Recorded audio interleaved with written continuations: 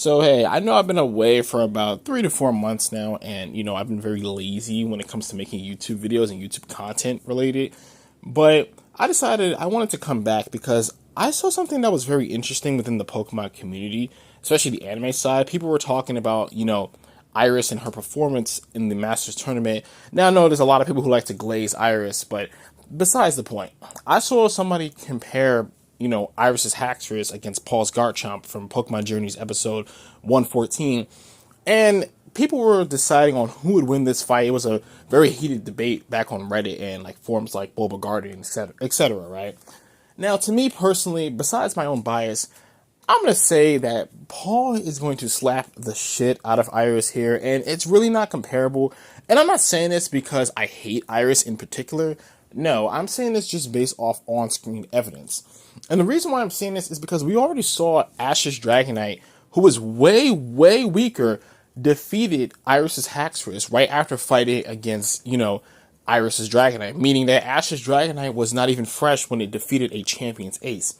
Meanwhile, Paul's Garchomp, he literally knocked out Dragonite within just 3 moves. Keep in mind, this is the same Dragonite, like I already mentioned, who not only defeated a champion's ace, still tagged Raihan's Flygon with at least 1 move, and defeated Karina's Mega Lucario and pretty much her entire team. Meanwhile, it only took Paul 3 moves decisively to end the fight very quickly.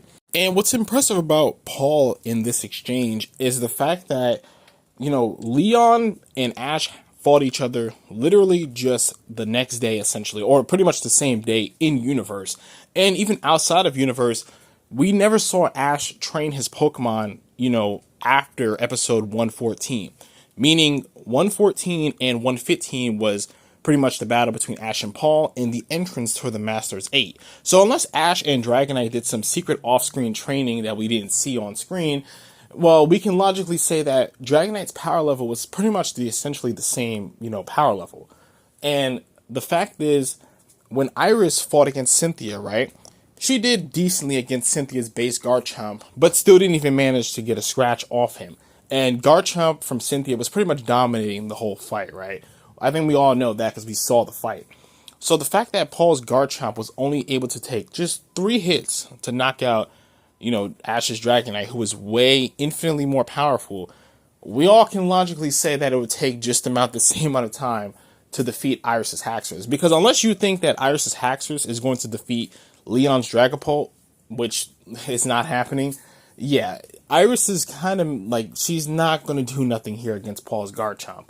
At least not in my opinion. I know some people would say that, maybe she might get lucky or she's the champion, so she's going to be stronger, which is a narrative fallacy because we already saw, like in this fight, Paul pushing Ash throughout the entire battle, even with his Gyarados and his Metagross.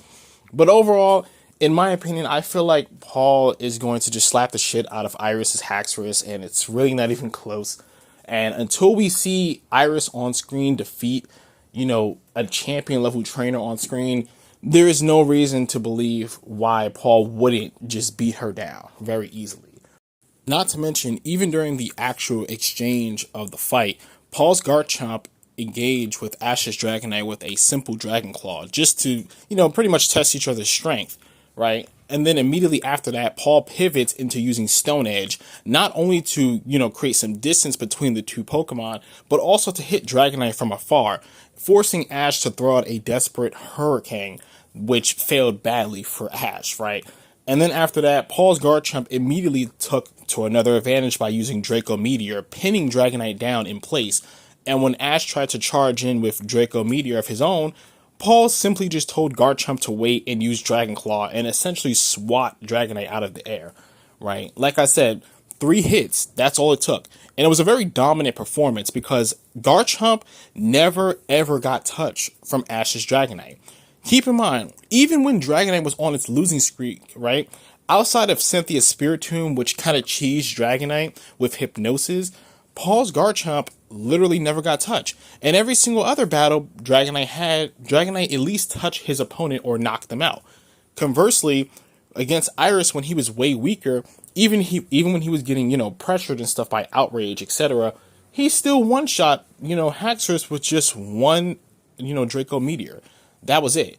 On the other hand, when Dragonite was fighting against, Iris's Haxorus, like I already said, it took one Draco Meteor to knock out Haxorus. And keep in mind, Haxorus was fresh fighting against Dragonite, who was exhausted from fighting against Iris's Dragonite. So, yeah, there's really no comparison here, at least not in my opinion, and just off the, on-screen evidence between the two fights. And so, I just feel like people are kind of setting up Iris here to fail. To me, she was definitely one of the weaker members of the M8 who could have easily got replaced. So, yeah, I don't think there's no real comparison here. Paul's Garchomp is going to beat Iris's Haxorus into submission, and it's really not even close, guys.